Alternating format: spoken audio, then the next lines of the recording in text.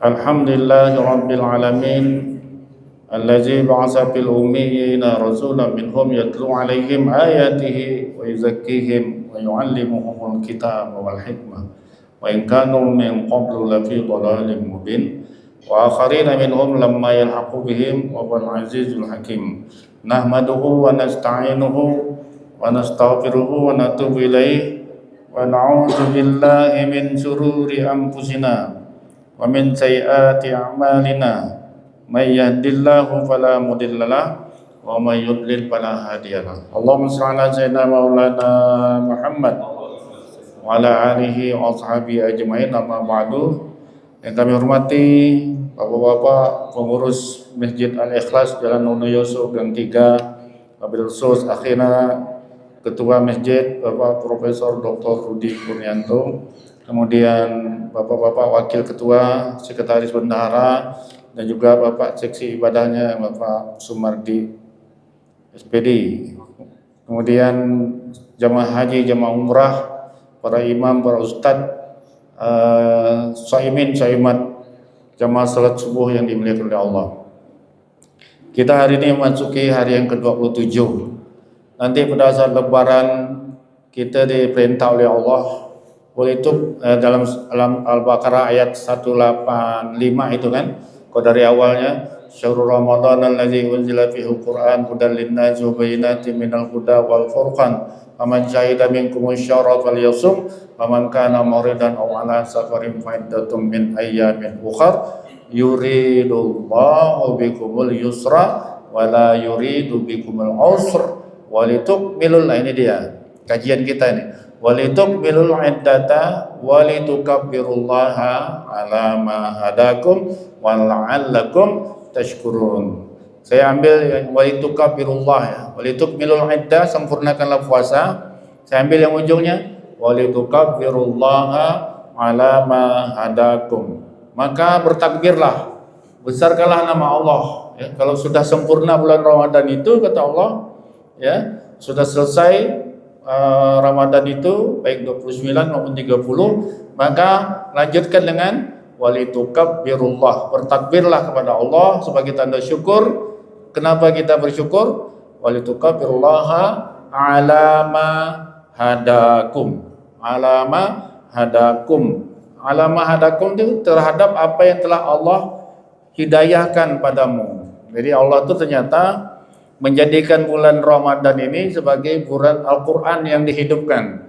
Allah menjadikan kita sebagai pribadi Al-Quran. Allah menjadikan kita orang yang berakhlak Quran. Sehari-hari kita selama Ramadan ini lebih banyak mempraktikkan Al-Quran, sehingga kita ini menjadi Al-Quran yang hidup atau Al-Quran yang berjalan, sebagaimana gelar yang diberikan oleh para ulama kepada Nabi Muhammad, yaitu Al-Quran hidup. Kana khuluquhu Al-Quran. Dalam surah misalnya Aisyah ditanya dalam surah Al-Qalam, wa inna laka la ajran ghaira mamnun wa innaka la ala khuluqin azim.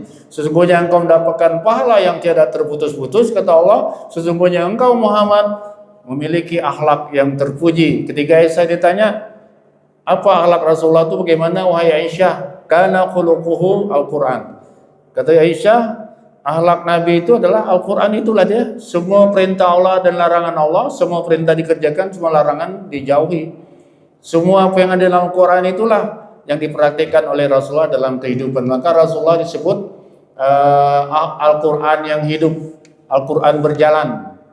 Nah ternyata setelah saya amati ya, berkali-kali saya mengkaji, saya cari-cari, lihat ustaz-ustaz tidak ketemu, tapi saya temukan ternyata bulan Ramadan ini Allah menjadikan kita orang yang berpribadi Al-Quran, orang yang melaksanakan Al-Quran, sehingga kita ini jadi Al-Quran yang hidup.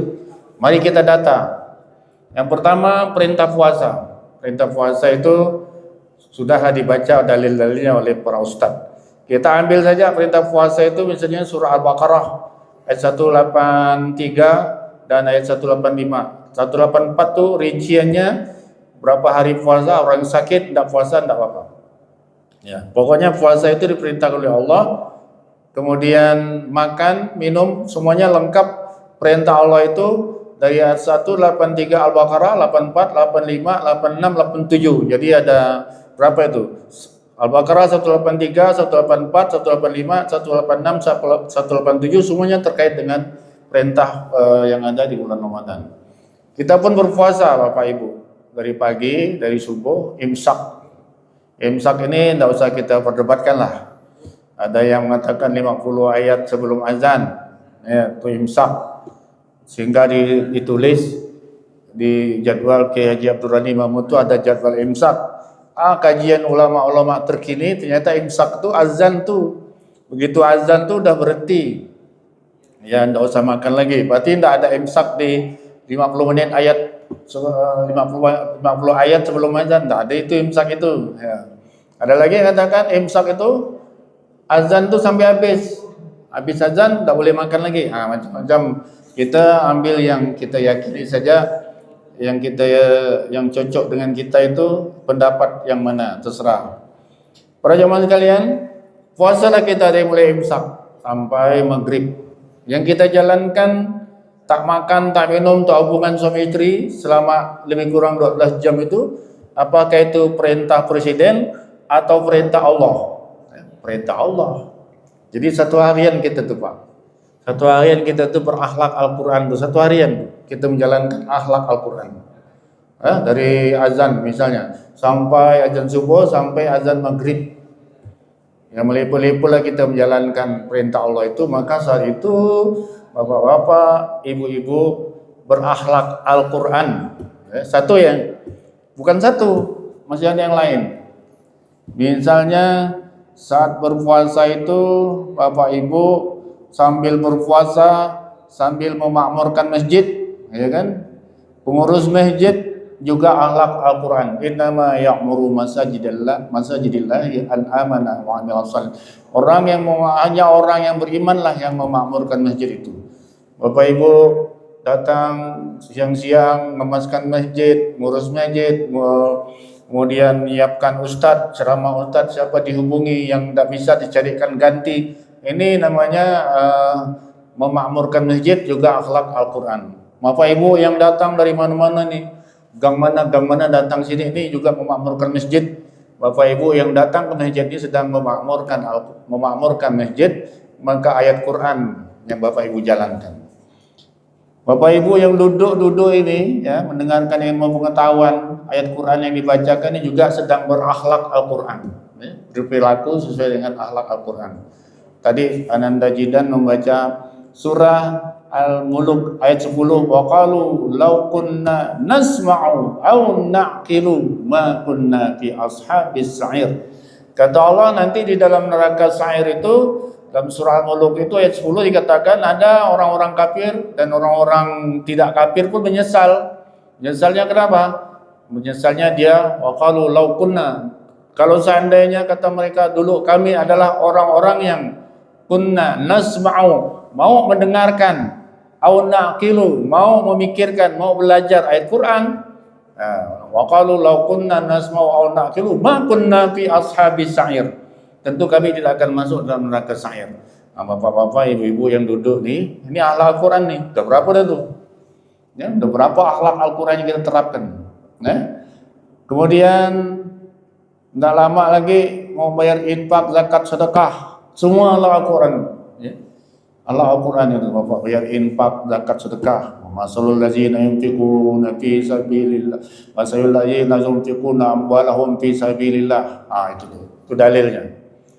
Perumpamaan orang yang belanjakan harta jalan Allah sebarat menanam satu bibit, itu ayat Qurannya itu.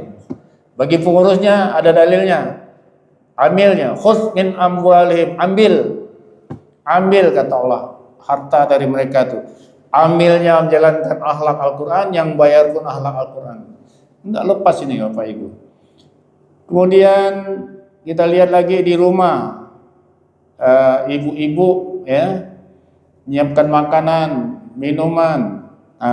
Karena kata Allah, makan dan minum itu pun di malam hari diatur oleh Allah. Jadi ketika kita makan minum di malam hari itu, berhubungan suami istri di malam hari itu adalah akhlak Al-Quran. Ya. Dalilnya tadi 187. Uhilla lakum lailatus syamir rafasu ila nisaikum hunna libasul lakum wa antum libasul lahun. Alimallahu annakum kuntum takhtanuna anfusakum fataba alaikum wa afa ankum bal ana bashiruhunna wabtaghu ma kataballahu wa kulu washrabu hatta yatabayyana lakumul khaytul minal aswadi minal fajr. Makan minum hubungan suami istri di malam Ramadan itu adalah orang yang berakhlak Al-Quran. Karena jangan pula nanti gara-gara nak berkonsentrasi beribadah pada Allah langsung suami istri udahlah enggak usah hubungan dulu kita sebulan-bulan ini ya. Kita konsentrasi ya. Misalnya istrinya ngeluh ya payah nak mandi nak apa. Ini enggak akhlak Al-Quran nih ya. Kalau istrinya nolak malam Ramadan nih Pak, tidak sesuai akhlak Al-Quran ya. Jadi kalau akhlak Al-Quran tuh ya hubungan boleh, hubungan suami istri. Jangan pula romantisme kehidupan suami istri lalu hilang karena puasa.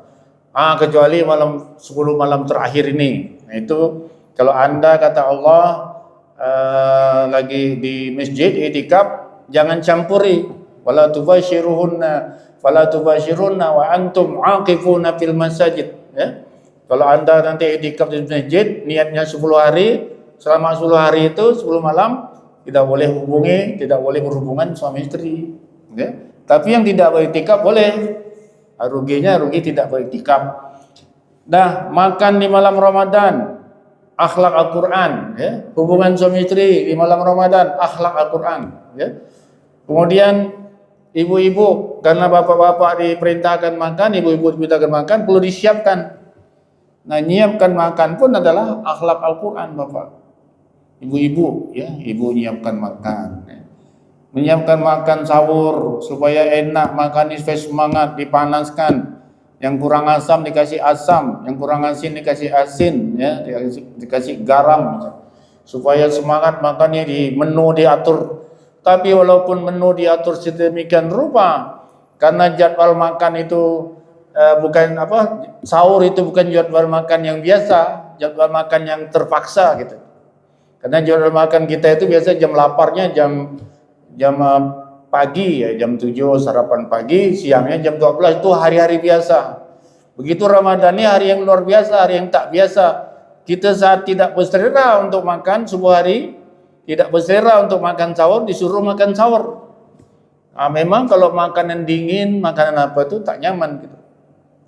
Tak sedap. Tak mau ibu-ibu memanaskan masakan, membuat masakan ini juga akhlak Al-Quran ibu-ibu. Ya, akhlak Al-Quran.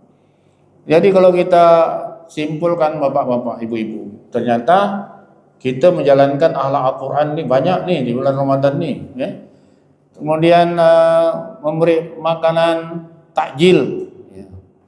Bagi makanan itu juga akhlak Al-Quran. Wa yut'imuna at-ta'ama 'ala hubbihi miskinan wa yatiman wa asira. Ya.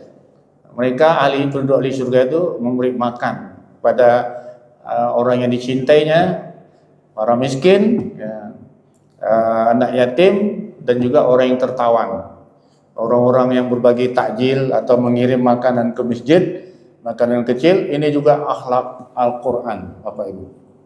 Dah habis ke? Belum? Ibu-ibu nunggu waktu salat isyraq. Kalau tak ada ustaz ceramah, berzikir, surat, zikir juga akhlak Al-Quran, tunjuk Al-Quran. Wazkuruni azkurkum. Kemudian kata Allah, ya ayyuhallazina amanu zkurullaha zikran katsira, banyak perintah tentang berzikir. Ada yang ambil selawat Ibrahimiyah. Selawat juga akhlak Al-Quran. Innallaha wa malaikatahu yusalluna 'alan nabi ya ayyuhallazina amanu sallu 'alaihi wa sallimu taslima. Penuh. Jadi kita ini apa ya yang Bapak Ibu sebut semuanya nanti yang baik-baik itu semuanya adalah didasarkan sumber perintah Allah yaitu Al-Quran. Ya, bersedekah Al-Quran, ya, apalagi misalnya. Apalagi lah. Saat puasa, ya kan, Bapak Ibu menjalankan surah Al-Hujurat. Puasa nih. Ya ayyuhallazina amanu la tuqaddimu baina yadayillahi wa rasulih wattaqullaha innallaha samii'un alim. Wahai orang beriman, janganlah kamu mendahului Allah dan Rasulnya, ya. Jadi kita ni puasa ni tidak berdasarkan teori kita puasa ni. Kadang-kadang kalau teori anak muda puasa ni habis sembahyang subuh tidur, bangun tak bangun zuhur, kalaupun bangun sembahyang, habis sembahyang tidur lagi tak ada sampai ke asar, bangun lagi sembahyang, habis itu tidur lagi sampai maghrib buka. Ini mendahulukan nafsu. Kalau kita enggak, langsung kita umpamanya bawa berzikir, bawa ngaji, bawa berdoa. Jadi kita sudah menjalankan Al-Hujurat ayat 1. Ya ayyuhallazina amanu la tarfa'u aswatakum fawqa sawtin nabiy. Janganlah kamu meninggikan suaramu, ya kata Allah dalam Quran. Yang lebih tinggi daripada suara Nabi. Nabi udah tidak ada. Jadi bagaimana praktiknya ini?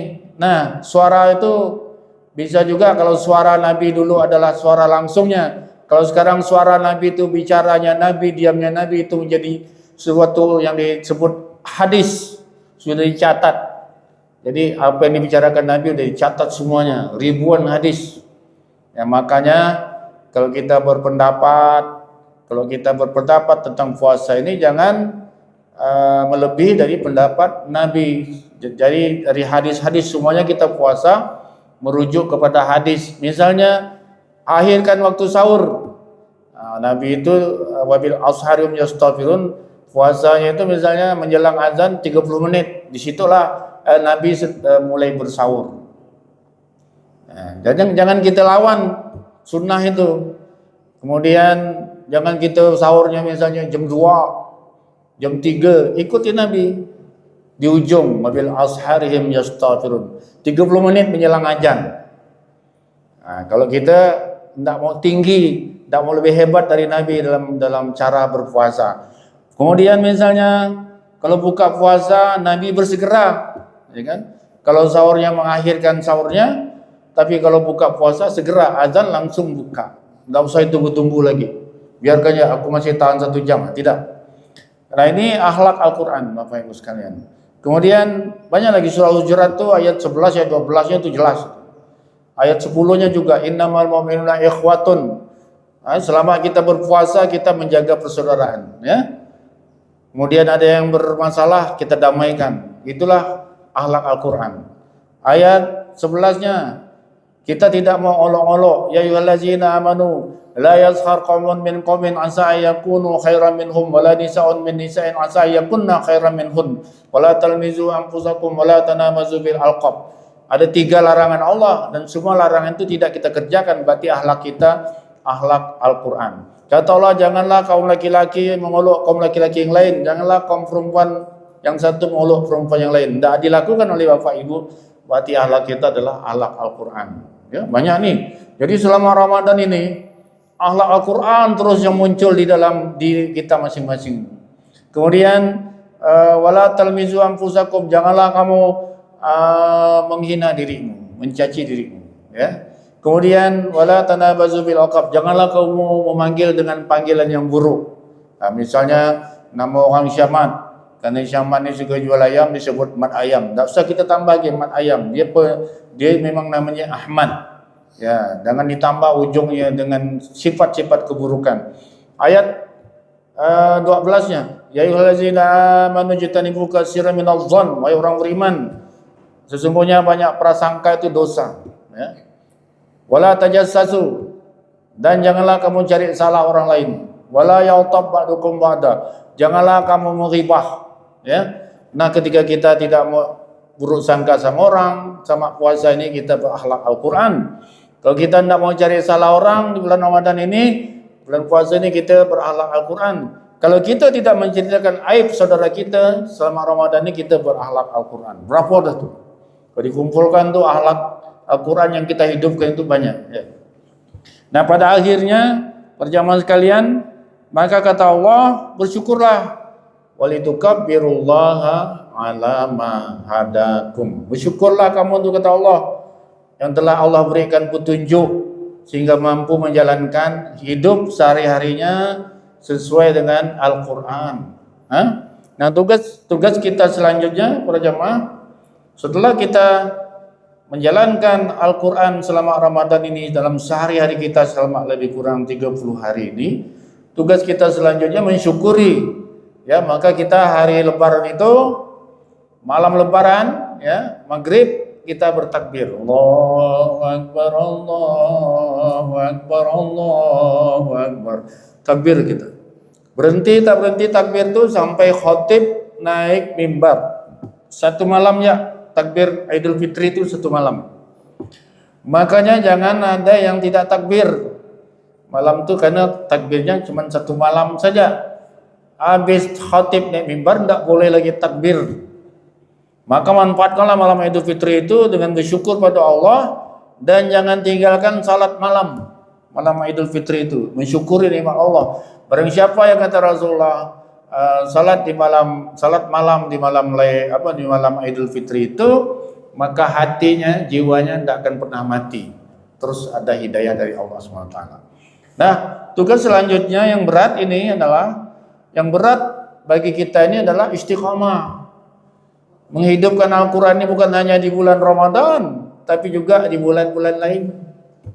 Masuk waktu Syawal itu kita terus, ya. Bagaimana? Maka ada sunnah Rasulullah, kita disunahkan puasa Syawal 6 hari. Nah, ini supaya apa? Supaya kita istiqomah. Begitu kita puasa, seharian kita menjalankan Al-Quran. Muncul lagi yang lain-lainnya, perintah-perintah yang lainnya yang kita terapkan. Nah, biasanya habis 6 hari ini udahlah, ya kan? Cukuplah, karena puasa satu bulan Ramadan, kata Rasulullah, ditambah 6 hari, bulan Syawal seakan-akan kamu telah berpuasa sepanjang tahun, ya. Lalu kita tak puasa-puasa lagi. Ini biasa nih, saya pun biasa ngalami itu tuh. Tapi itulah menunjukkan kita kurang istiqomah. Kalau kita istiqomah menerapkan ini pribadi Quran tadi, kita lanjutkan lagi misalnya dengan puasa Senin, puasa Kamis, ya kan? Ayyamul Bid misalnya. Istiqomah, maka kita akan dapat namanya tadi, ya, Al-Quran yang hidup itu. Begitu kita puasa, Al-Quran hidup dalam jiwa kita. Luar biasa, ya. Karena dengan hanya mengosongkan perut dari makanan, menjauhi hawa nafsu, ya, menjauhi syahwat, maka Al-Quran itu menjadi hidup dalam jiwa kita. Luar biasa, kan?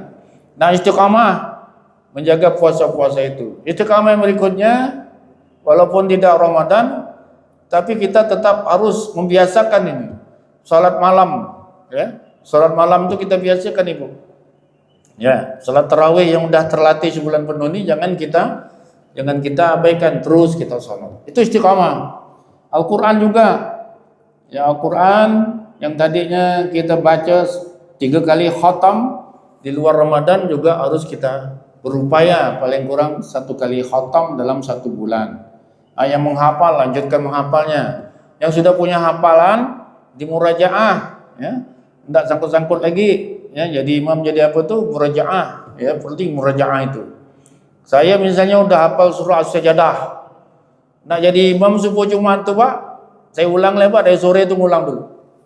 Alif Lam Mim Tanzilul Kitab la raiba fiih. Saya bawa tahajud lagi, ya. Kalau masih sangsut, bawa lagi ngapal. Kadang lupa, langsung jadi imam, ya.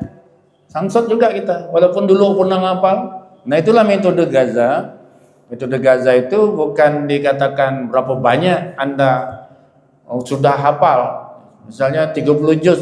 Kamu sudah hafal berapa? 30 juz. Metode Gaza teorinya enggak gitu. Metode Gaza mengatakan berapa banyak yang masih Anda ingat.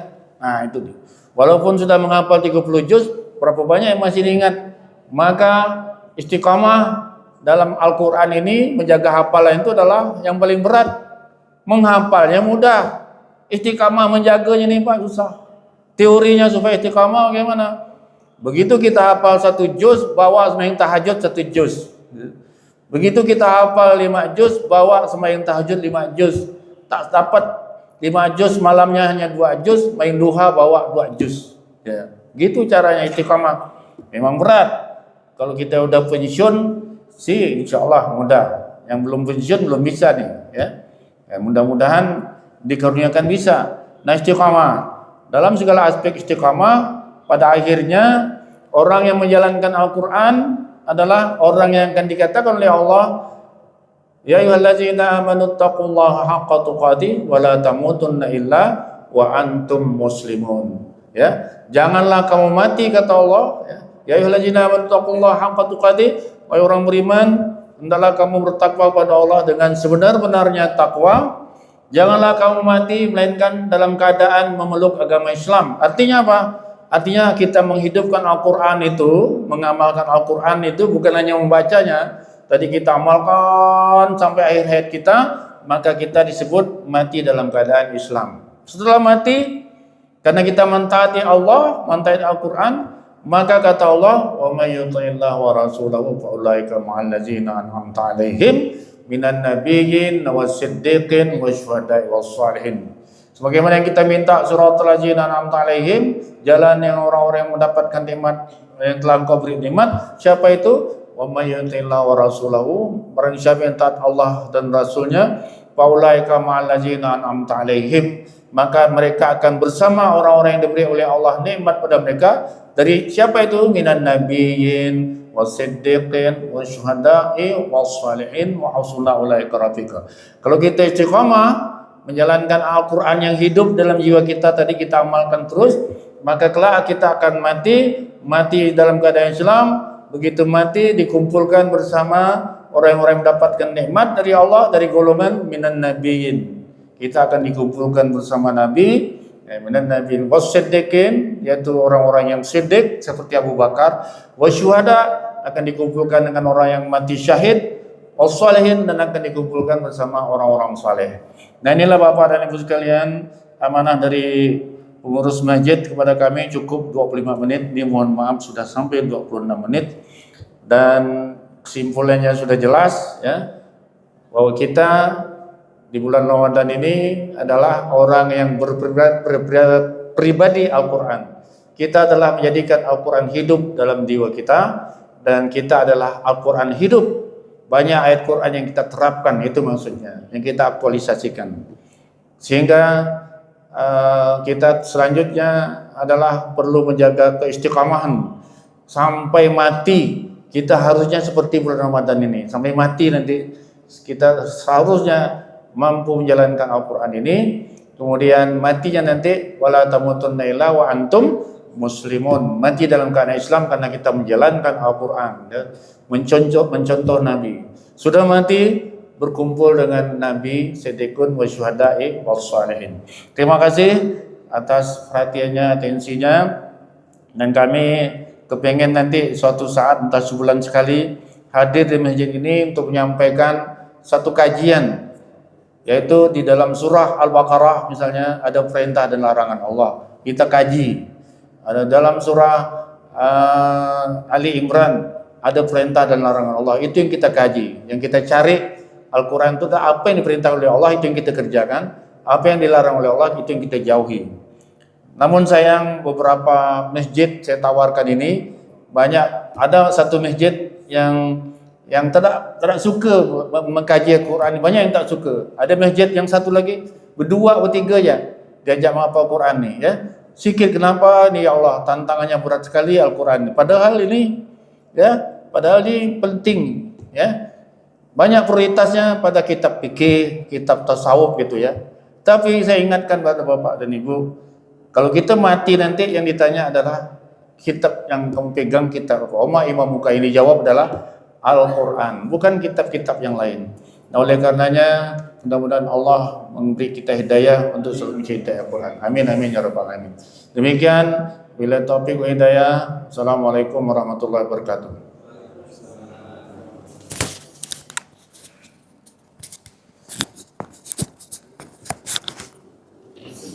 Alhamdulillah, bersama-sama telah kita dengarkan kajian ataupun kuliah subuh yang telah disampaikan oleh Ustadz Haji Burhansyah SAG MPDI. Semoga apa yang telah disampaikan dapat bermanfaat dan menambah ilmu untuk kehidupan kita sehari-hari.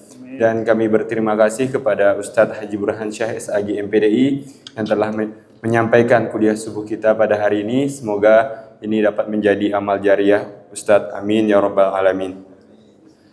Sebelum kita menutup majelis kita pada subuh kali ini, marilah kita membaca doa kafaratul majelis. Subhanakallahumma wa bihamdika asyhadu an la ilaha anta astaghfiruka wa atubu ilaik.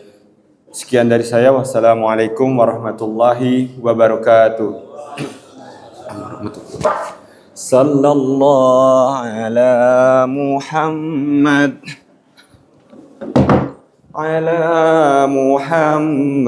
sallallahu alaihi wasallam.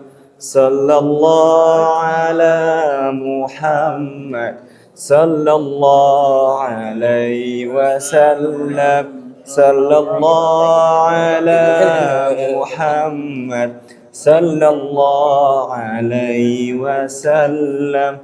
Sallallahu ala Muhammad sallallahu alaihi wasallam.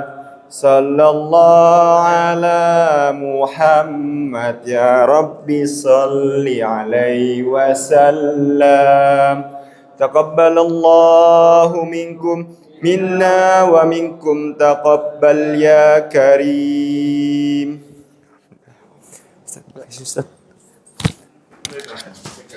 Apa? Mikrofon. Masih Ustaz.